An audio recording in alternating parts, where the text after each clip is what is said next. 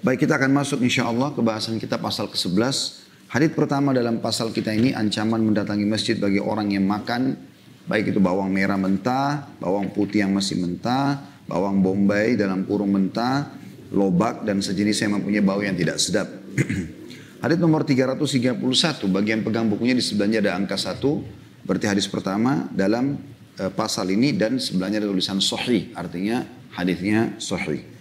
Dari Ibnu Umar radhiyallahu anhu bahwa Nabi SAW bersabda, man akala min hadhihi syajarah ya'ni thum fala yaqrabanna masjidana. Barang siapa yang makan dari pohon ini, yakni bawang. Itu tulisannya bawang putih, as-thum artinya bawang putih. Maka janganlah dia mendekati masjid kami. Diriwayatkan oleh Bukhari dan Muslim. Juga riwayat lain milik Imam Muslim, fala yaqrabanna masajidana. Maka janganlah dia mendekati masjid kami. Dalam riwayat yang lain milik keduanya, maksudnya Bukhari Muslim, fala ya'tiyannal masajid. Maka janganlah dia mendatangi masjid. Riwayat yang lain juga ada 4 riwayat di sini ya, dalam nomor yang satu ini 331 hadisnya adalah riwayat Abu Dawud, man akala min hadhihi syajarati fala yaqrabannal masajid. Barang siapa makan dari pohon ini, maka janganlah dia mendekati masjid-masjid. Seperti itulah. Ya. Jadi hadis-hadis ini sebenarnya mirip ya, satu sama yang lain. Maka kita coba insya Allah akan membaca manfaat-manfaat yang bisa kita ambil. Pertama sekali teman-teman sekalian, kita akan mulai dari akhir hadis ini, yaitu sabda Nabi SAW, fala yaqrabanna masjidana. Dalam riwayat lain, fala yaqrabanna masajidana. Ya. Yaitu jangan mendekati masjid kami. Ini yang dimaksud adalah masjid beliau sallallahu alaihi wasallam. Karena beliau sampaikan di masjid beliau tentang para sahabatnya. Riwayat Bukhari Muslim, riwayat Imam Muslim, fala yaqrabanna masajidana jama'. Maka jangan dia mendekati masjid-masjid kami, berarti lebih umum hukumnya semua masjid muslimin. Begitu juga dengan potongan yang ketiga, fala ya'tiyannal masajid. Jangan dia datang ke masjid. Jadi ini berarti larangan-larangannya adalah ada yang riwayat khusus untuk masjid Nabi SAW, ada riwayat yang mengatakan semua masjid muslimin ya. Bahkan riwayat lafaz yang keempat yang terakhir tadi, man akala min hadhihi syajarah fala yaqrabannal masajid, mirip tadi ya. Barang siapa yang makan dari pohon ini, maka janganlah dia mendekati masjid-masjid. Berarti memang riwayat tentang masjid-masjid lebih banyak. Ya. Ulama mengatakan berarti hukumnya lebih kepada umum. Semua masjid tidak boleh didatangi bagi orang yang memakan bawang putih di sini. Ya, bawang putih. Jadi ini disebutkan tentang thum ya. Dan Al-Mundhiri sudah memberikan peringatan kepada kita sebenarnya sebagai jawaban terhadap hadis ini, yaitu beliau mengatakan Anda ancaman mendatangi masjid bagi orang yang makan bawang dalam kurung mentah. Ya. Ini Al-Mundhiri sudah memberikan penjelasan sebenarnya karena beliau juga termasuk ahli hadis, penulis buku ini ya. Artinya kalau dimasak tidak masalah, ya. Karena kalau dimakan mentah biasanya baunya ya atau bisa mempengaruhi bau mulut sehingga kurang sedap. Jadi kalau lagi sholat, takbiratul ihram atau lagi baca ayat biasanya mengganggu orang yang ada di sebelah. Oleh karena itu yang kena larangan ya, yaitu datang ke masjid. Jadi kalau di rumah mau makan bawang mentah nggak ada masalah. Atau ke masjid tapi sebelum ke masjid makan bawang tapi sudah dikelola, sudah dimasak, itu juga nggak ada masalah. Ya, karena di sini memang yang dimaksud lebih fokus ke masalah mentahnya. Ya. Begitu juga beliau mengatakan bawang merah mentah, bawang putih mentah, bawang bombay mentah. Sebenarnya bawang bombay ini maksud di bawang merah ya. Cuman memang disebutkan sendiri di sini karena memang dia umumnya besar-besar, beda ukurannya dengan bawang merah umumnya. Itu potongan pertama yang kita ambil dari hadis, yaitu yang dimaksud adalah tidak boleh makan bawang mentah kemudian ke masjid sholat. Ya. Sebagian ulama juga menambahkan yang dimaksud juga adalah kalau dia masih memiliki bau. Misal ada orang, mungkin di Indonesia tidak umum ya orang makan bawang dalam kondisi mentah, tapi di wilayah-wilayah negara Timur Tengah, apalagi India, Pakistan, selain Timur Tengah maksud saya, India, Pakistan ini, itu mereka sudah terbiasa. Jadi kita kalau masuk restoran-restoran India atau Pakistan, Bangladesh, ini biasanya di Saudi. Kalau saya pengalaman, saya belum pernah ke negara-negara ini, tapi saya pernah makan di restoran-restoran mereka di Saudi. Pada saat kami mahasiswa di sana, memang sudah umum nasi sama daging atau ayam dihidangkan dan ada bawang bombay, slice bawang bombay mentah. Ya, itu memang menjadi seperti pelengkap daripada seperti kalau kita di Indonesia itu lalapannya lah, gitu kan. Itu mereka makan langsung. Dan ini juga menandakan di Timur Tengah mereka makan seperti itu karena para sahabat di sini diceritakan mereka memakan itu. Terbukti Nabi SAW menegur mereka, gitu kan. Nah, yang jadi masalah kalau makan biasa bau mulutnya keluar, kurang sedap. Nah, ini teman-teman sekalian yang menjadi penyebab kenapa dilarang. Kenapa dilarang? Jadi kita bisa ambil sebuah poin penting di sini. Kalau seandainya Anda makan mentah pun, ya seperti teman-teman tadi saya sebutkan di Timur Tengah, di Pakistan, di India itu mereka makan, kemudian mereka sempat sikat gigi setelah makan baru ke masjid, atau mereka kumur-kumur, atau mereka bersiwak, ya berarti larangan ini sudah tidak berlaku pada mereka, gitu kan? Tapi kalau ada orang makan, kemudian tidak membersihkan mulut, lalu tiba-tiba masuk ke masjid, maka ini masuk dalam larangan tersebut. Nah, ini poin pentingnya. Dan juga yang dimaksud adalah masjid untuk sholat dan juga untuk kegiatan yang lainnya. Tapi umumnya untuk sholat di sini dimaksud. Itu pelajaran yang pertama. Kemudian pelajaran yang kedua, tentang masalah larangan kepada bawangnya itu sendiri. Hukumnya apa? Umumnya ulama mengatakan hukumnya makruh dan bukan haram. Larangan di sini, siapa yang makan dari buah ini atau pohon ini, jangan dekati masjid kami, itu adalah hukumnya makruh. Saya akan bacakan apa yang telah disebutkan fatwa oleh Syekh bin Baz rahimahullah. Beliau pernah ditanya, gitu kan, telah diriwayatkan dalam hadis sahih, larangan terhadap orang yang makan bawang merah, bawang putih atau kuras atau daun bawang ya. Lalu pergi ke masjid. Apakah dapat ditambahkan pada hal-hal tersebut sesuatu yang mempunyai bau busuk dan haram seperti rokok? Tanda tanya. Dan apakah hal itu berarti bahwa orang yang telah makan hal-hal tersebut diberi kelonggaran untuk meninggalkan sholat berjamaah sehingga ia tidak berdosa bila meninggalkannya? Jawaban beliau, telah diriwayatkan dari Rasulullah SAW bahwasanya beliau bersabda, man akala thuman au basalan falyatazilanna au maaf saya ulangi, man akala thuman au basalan falyatazilna au liyatazil masjidana wal yaq'ud fi baitihi. Barang siapa makan bawang putih atau bawang merah, maka jangan ia mendekati masjid kami dan hendaklah ia sholat di rumahnya. Hadis riwayat Bukhari dalam kitab Azan nomor 855 dan Muslim dalam kitab Al-Masajid di halaman 73 dan 564. Juga telah diriwayatkan dari beliau sallallahu alaihi wasallam, fa innal malaikata ta'adza mimma yata'adza minhul ins. Sesungguhnya para malaikat juga terganggu dengan apa yang mengganggu manusia. Hadis riwayat Bukhari Muslim. Ya. Jadi ternyata di sini ada tambahan yang diangkat oleh Syekh bin Baz rahimahullah, tambahan informasi kepada kita, ya, bahwasanya para malaikat terganggu. Jadi bukan cuma sekedar orang terganggu dengan bau busuk mulutnya yang musolli di sebelahnya, tapi juga termasuk mengganggu para malaikat yang hadir di sholat tersebut atau pada sholat tersebut, ya. Lalu kata beliau, semua yang beraroma busuk hukumnya sama dengan hukum bawang putih dan bawang merah, seperti menghisap rokok. Juga orang yang ketiaknya bau, ya, ini mungkin banyak orang tidak sadari masalah itu, ya. Dia pikir nggak masalah lah keringat-keringatan masuk ke saf sholat, ini nggak boleh.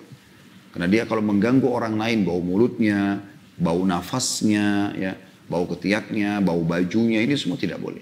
Ini kata beliau, semua masuk dalamnya. Saya ulangi, semua yang beraroma busuk hukumnya sama dengan hukum bawang putih dan bawang merah. Seperti menghisap rokok, juga orang yang ketiaknya bau atau lainnya yang mengganggu orang lain yang di dekatnya, maka ia dimakruhkan. Nah ini Kita titik beratkan ya. Jadi bukan haram tapi dimakruhkan. Artinya dia kalau meninggalkan itu, dia coba bersihkan dirinya segala macam justru berpahala. Ya.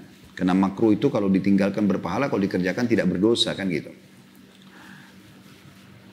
Maka ia dimakruhkan untuk sholat berjamaah sampai ia menggunakan sesuatu yang dapat menghilangkan bau tersebut. Yang wajib baginya ialah melakukan hal itu atau menghilangkan bau semaksimal mungkin agar ia dapat melakukan sholat berjamaah sesuai yang diwajibkan oleh Allah. Ya, jadi maksudnya dia bukan berarti dengan itu lalu dijadikan uzur dia langsung sholat di rumah, enggak. Ya, dia harusnya coba berusaha menghilangkan kemudian dia tidak kehilangan sholat berjamaah di masjid. Karena sholat di masjid ini hukumnya luar biasa gitu. Ya, hukum yang sangat ditekankan sekali sebagaimana sudah kita bahas di hadis-hadis sebelumnya. Kita masih dalam kitab sholat dan sudah kita sebutkan tentang keutamaan sholat berjamaah yang luar biasa di masjid itu. Kata beliau, adapun rokok maka itu haram secara mutlak, jadi bukan makruh. Ya. Wajib untuk ditinggalkan setiap saat karena bisa membahayakan terhadap agama, badan dan harta. Semoga Allah memperbaiki kondisi kaum muslimin dan memberi petunjuk kepada mereka untuk kebaikan. Diambil dari fatwa muhimma tata'allaku bis shalah. Fatwa-fatwa penting yang berhubungan dengan sholat di halaman 61 sampai 62. Ya, jadi ini termasuk hal yang sangat ditekankan sekali ya, untuk diperhatikan. Jadi sekali lagi tentang masalah ya, semua yang bau yang bisa mengganggu orang lain sholat di sebelah, maka itu berarti tidak boleh. Ya. Di dalam fatwa beliau yang lain, diambil dari kitab Ad-Da'wah halaman 81 sampai 82. Juga pernah ditanya kepada Syekh Abdul Aziz bin Abdullah bin Baz rahimahullah. Ditanyakan dalam sebuah hadis sebutkan bahwa Rasulullah SAW bersabda, barang siapa yang makan bawang putih dan bawang merah dan maka janganlah ia mendekati masjid kami dan hendaklah ia sholat di rumahnya. Karena sungguhnya para malaikat juga terganggu dengan apa-apa yang mengganggu manusia. Hadis Bukhari Muslim. Apakah ini berarti bahwa orang yang memakan barang-barang tersebut tidak boleh sholat di masjid hingga berlalu waktu makanannya, atau berarti memakan barang-barang tersebut tidak diperbolehkan bagi orang yang berkewajiban melaksanakan sholat berjamaah. Jadi sedikit agak berbeda pertanyaannya ya, dari yang tadi. Jadi kalau tadi itu apakah sudah boleh dia sholat di rumah? Gitu kan. Kalau ini pertanyaannya adalah apakah di sini berarti barang-barang tersebut ya, diperbolehkan bagi orang yang tidak diperbolehkan bagi orang yang mau sholat berjamaah di masjid. Ya. Seperti itulah ya.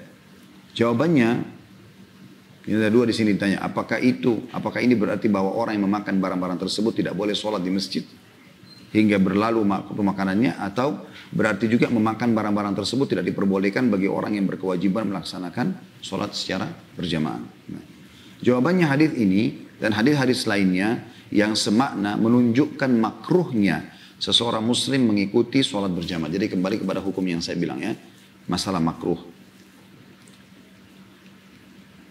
Selama masih ada bau barang-barang tersebut karena akan mengganggu orang yang di dekatnya, baik itu karena memakan kuras atau daun bawang, bawang merah atau bawang putih atau barang lainnya menyebabkan bau tidak sedap. Seperti menghisap rokok sampai baunya hilang. Perlu diketahui bahwa rokok itu selain baunya yang busuk, hukumnya juga haram. Karena bahayanya banyak dan keburukannya sudah jelas.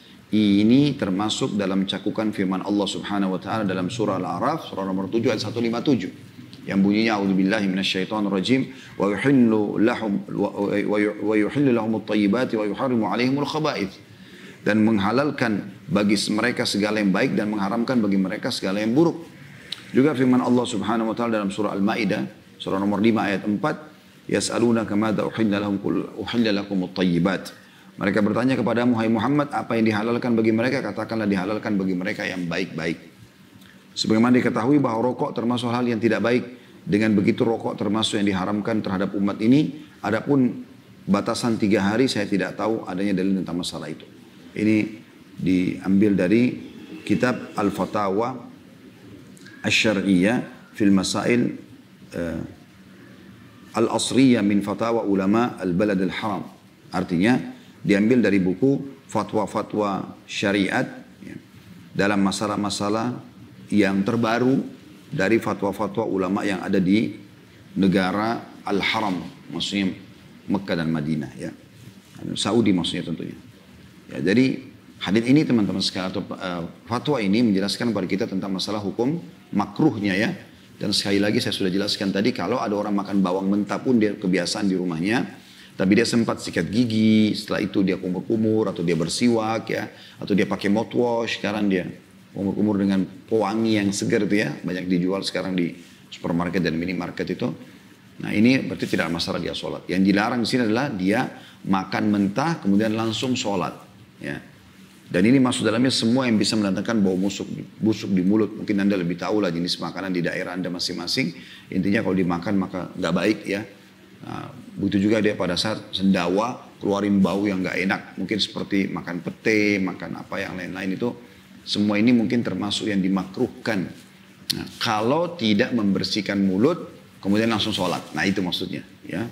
Dan itu pun kalau dia tetap ke masjid, sholatnya sah. Selama dia ikuti syarat-syarat rukun, hanya saja yang dimakruhkan bagi dia.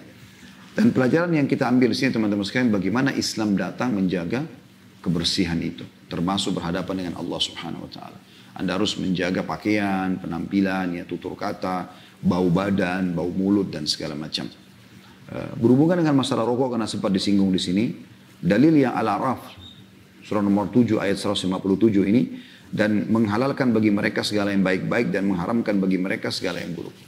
Pernah terjadi ada seorang guru SD ya, di Jeddah mendatangi majelis seorang syekh di masjid dekat rumahnya. Lalu dia mengatakan, "Syekh, Anda memfatwakan kalau rokok itu haram." Ya. Dan mengatakan itu adalah buruk. Kalau bagi saya sudah sekian tahun merokok, saya nggak anggap rokok itu buruk. Bagi saya biasa saja saya merokok, ya sudah gitu loh. Walaupun di badan saya ada bau rokok, bagi saya itu baunya sedap saja, nggak ada masalah gitu. Maka bagaimana Anda menjelaskan kepada saya? Kebetulan di kantongnya memang ada rokok dia taruh. Ya. Maka Syekh mengatakan, Allah sudah mengatakan dalam surah Al-Araf, dibacakan ayat tadi, dan menghalalkan, ayat 157 ya, dan menghalalkan bagi mereka segala yang baik dan mengharamkan bagi mereka segala yang buruk. Kata Syekhnya, tapi saya pastikan kepadamu kalau rokok itu buruk. Kau mau buktinya? Dia bilang iya. Kata dia, baik. Sekarang kamu pulang ke rumah kamu. Sebelum kamu pulang, kamu mampir ke satu toko, belilah rokok yang banyak dan berikan kepada istri dan anakmu. Kalau kau anggap itu baik, berikan kepada mereka. Kenapa kau nggak bagi pada mereka? Maka tiba-tiba dia terdiam, lalu dia mengatakan, saya faham sekarang Syekh. Lalu dia keluarkan rokok dari kantongnya, lalu dibuang di sampah. Artinya dia bisa faham sebenarnya. Kalau itu secara fitrah adalah sesuatu yang tidak baik. Ya, semoga Allah berikan hidayah teman-teman kita yang masih terjerumus dalam rokok seperti ini ya. Baik teman-teman sekalian, itu yang kita bisa ambil dari hadis yang pertama tadi. 331 urutan dari awal kita belajar dan hadis pertama dalam pasal kita ini. Kita akan masuk ke hadis 332 ya. 332 dan ini ada tulisannya teman-teman yang pegang buku 2A dan 2B. Dua-duanya sahih. Saya akan bacakan 2A-nya, artinya urutan 2 di pasal kita ini ya. Dari Anas radhiyallahu anhu dia berkata, Rasulullah SAW bersabda, "Man akala min hadhihi syajarati fala yaqrabanna wa la yusalliyanna ma'ana." Barang siapa yang memakan dari pohon ini, maka janganlah mendekat kepada kami dan jangan sholat bersama kami. Hadis riwayat Bukhari, Muslim. Ya. Hadis ini menambahkan kepada kita satu buah manfaat dari hadis yang sebelumnya, ya, yaitu potongan dari Nabi SAW. Man akala min hadis syajarati fala yaqrabanna. Siapa yang makan dari pohon ini maka janganlah mendekat pada kami. Perhatikan di sini tidak ada kalimat masjidnya. Tidak ada kalimat masjid. Berarti kalau kita ambil dari lafaz ini, begitu juga terjemahannya di sini ya. Barang siapa yang makan dari pohon ini maka jangan mendekat kepada kami. Itu lebih global lagi. Artinya dianjurkan, tambahan informasinya adalah kalau sudah makan bawang mentah jangan langsung interaksi sama orang. Kalau tadi yang sebelumnya dijelaskan masalah ke masjid, ikut sholat gitu kan. Kalau ini subhanallah lebih umum. Jangan mendekat kepada kami. Bahasa kami artinya muslimin. Ya. Dan ini tentu berlaku juga bagi orang lain kalau kita ketemu. Muslimin harus mengetahui tentang hukum ini tentunya. Kemudian juga Nabi SAW menekankan wala yusalliyanna ma'ana, dan jangan dia sholat bersama kami. Berarti kembali kepada makna hadis yang pertama tadi. Tidak boleh ikut sholat berjamaah. Tapi tetap hukumnya makruh. Ya. Dan ini teman-teman sekalian menekankan juga kepada kita tentang pentingnya menjaga kebersihan. Saya sudah pernah jelaskan pada saat kita bahas masalah siwak ya. Ada di pasal-pasal dan bab sebelumnya. Bagaimana kita disuruh membersihkan mulut ini sehari sampai berulang-ulang kali. Kalau Anda sikat gigi sehari, ya, hanya 2 kali, pagi dan malam misalnya. Atau ada yang sikat gigi 3 kali, pagi, siang, malam. Habis makan siang pun atau mau tidur siang dia sikat gigi. Atau mungkin kalau ada orang yang kita anggap sudah super bersih, mungkin sehari cuma 5 kali dia sikat gigi. Itu pun sudah luar biasa, orang mungkin heran. Kamu 5 kali sikat gigi sehari gitu. Padahal Islam datang menyuruh kita teman-teman sekalian puluhan kali disuruh sikat gigi atau membersihkan gigi kita. Walaupun dalam hadis-hadis disebutkan masalah siwak ya. Tapi ulama menariknya sekarang, bagi yang tidak punya siwak digantikan dengan sikat gigi. Karena Nabi SAW mengatakan kalau aku tidak beratkan umatku, aku akan suruh mereka bersiwak setiap kali mau sholat. Bayangkan setiap kali mau sholat. Sholat wajib saja 5. Subuh, duhur, asar, maghrib, isya. Berarti sudah 5 kali Anda sikat gigi atau bersiwak. Belum diikuti lagi dengan sholat sunnah. Ya, qobliyah subuh ada. Itu berarti 1 ya. Tadi kan sudah ada 5, ini 1 berarti 6. Ada qobliyah duhur 4 rakaat. Berarti 2 kali Anda siwak, 2 rakaat salam, 2 rakaat salam. Ya, berarti sudah 8. Kemudian ada 4 rakaat sudah duhur, berarti 2 lagi, 10. Ada 4 rakaat sebelum asar, berarti 12. Ada 2 rakaat sebelum maghrib, berarti 13. Ada 2 rakaat sudah maghrib, ya, berarti 14. Ada 2 rakaat sebelum isya, berarti 15. Ada 2 rakaat sesudah isya, berarti 16. Itu baru sholat wajib dan sunnah yang melekat padanya. Atau dikenal dengan rawatib. Ya. Itu berarti sudah 16 kali Anda bersiwak. Ya. Mohon maaf kalau saya keliru menghitungnya, ini kurang lebih seperti itu. Kemudian ada sholat duha. Sholat duha itu bisa 12 rakaat. Kalau kita ambil maksimal jumlah rakaat 12 berarti Anda 6 kali. Kalau 2 rakaat salam, 2 rakaat salam. Berarti 6 kali Anda bersiwak. Ya kan? Berarti 16 tambah 6 sudah 22 kali. Belum lagi kalau kita bicara tentang sholat tahajud. Ya. 11 rakaat misalnya kita anggap. 8 rakaatnya berarti 2 rakaat salam, 2 rakaat salam, 2 rakaat salam, 2 rakaat salam. Berarti 4 kali Anda bersiwak. Witirnya 2 rakaat salam, terus 1 rakaat lagi. Berarti Anda punya di sholat malam 4 tambah 3, 4 tambah 2 berarti 6 kali. Berarti sudah 28 kali Anda bersiwak. Sehari semalam itu ya. Itu belum kita bicara sholat tahiyat masjid, belum kita bicara sholat wudu, belum kita bicara sholat taubat, ya.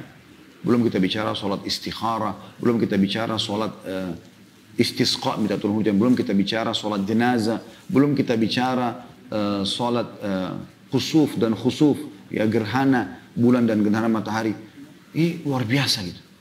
Berarti ada puluhan kali teman-teman sekalian kita disuruh bersiwak satu hari. Dan juga ada hadis yang lain, kalau aku tidak beratkan umatku akan suruh mereka bersiwak setiap kali mau wudu. Ya, berarti kalau kita partnerkan sholat-sholat tadi itu yang puluhan kali, kan Anda setiap kali mau sholat Anda berwudu kan gitu. Walaupun misalnya Anda punya wudu, lebih afdal Anda kalau wudu lagi perbaharui. Berarti jumlah sholat tadi itu ditambah dengan jumlah ya wudu. Ya, sebelum wudu itu berapa puluh kali kita bersiwak sehari. Juga tentang pribadi baginda Nabi SAW dikatakan oleh Aisyah radhiyallahu anha bahwasanya Rasulullah SAW setiap kali mau masuk ke rumah beliau atau rumah istrinya, yang paling pertama beliau lakukan adalah bersiwak. Bahkan sunnah Nabi SAW yang terakhir beliau laksanakan sebelum wafat adalah bersiwak. Udah sakit keras Nabi SAW, udah sakit keras, udah mau meninggal. Kata Aisyah telah bersandar di dadaku. Lalu masuklah Abdurrahman bin Abi Bakar, adiknya Aisyah radhiyallahu anhum ajma'in, memegang siwak. Mata Nabi SAW ke siwak itu. Maka Aisyah tanya, membisikkannya, Rasulullah, apakah anda ingin siwak itu? Nabi SAW mengangguk. Sudah sangat lemah, beliau tidak bisa bicara lagi. Maka diminta oleh Aisyah, lalu Aisyah memotong bekasnya Abdurrahman, lalu membersihkan buat Nabi SAW, lalu menggosokkan di mulut beliau. Setelah itu beliau SAW mengucapkan bari rafiqul a'la, memilih Tuhan yang maha tinggi, kemudian beliau wafat alaihi salatu wassalam. Akhir sunnah beliau kerjakan adalah siwak. Ya. Jadi ini luar biasa bagaimana kita menjaga kebersihan itu. Kemudian hadis 2B-nya sahih juga diriwayatkan pula oleh At-Tabarani dan lafadznya adalah iyyakum wa hatainil baqlataini muntinataini an ta'kuluhuma wa tadkhulu masajidana fa in kuntum la budda akilihima faqtuluhuma bin nari qatla. Janganlah kalian makan dua sayur yang berbau busuk ini. Maksudnya bawang putih sama bawang merah ya. Dan kalian masuk ke masjid-masjid kami. Nah ini tadi yang titik beratkan kalimat ini. Makanya tadi di awal hadis saya katakan kita akan bahas dari akhir hadis. Masalahnya adalah ke masjidnya yang lebih ditekankan kan gitu. Walaupun tadi ada hadis di duanya interaksi sama orang pun dilarang. Tapi penekanannya lebih kepada masjid. Dan kalian masuk ke masjid-masjid kami. Jika kalian memang harus memakannya, maka hilangkan bau keduanya dengan memasaknya dengan api. Nah, ini jawabannya. Berarti kan, sebagaimana saya bilang tadi, kalau sudah dimasak, beda. Karena kan umumnya sekarang ibu-ibu lebih tahu daripada kami. Kalau masak pasti umumnya pakai bawang gitu kan, biar sedap ya. Bawang putih, bawang merah, segala macam. Dan banyak sekali manfaatnya secara medis. Jadi di sini bukan dilarang makan bawangnya. Tapi permasalahan adalah baunya. Gitu loh. Dan ternyata yang paling cepat berpengaruh pada bau itu kalau dimakan mentah. Nah kalau dia dimasak maka insya Allah larangan ini sudah tidak masalah. Jadi kalau Anda makan dulu dan Anda ke masjid ternyata ada campuran bawangnya dan tidak ada baunya lagi karena sudah dimasak. Maka tidak ada larangan makruh tadi sebagaimana orang kalau langsung makan mentah.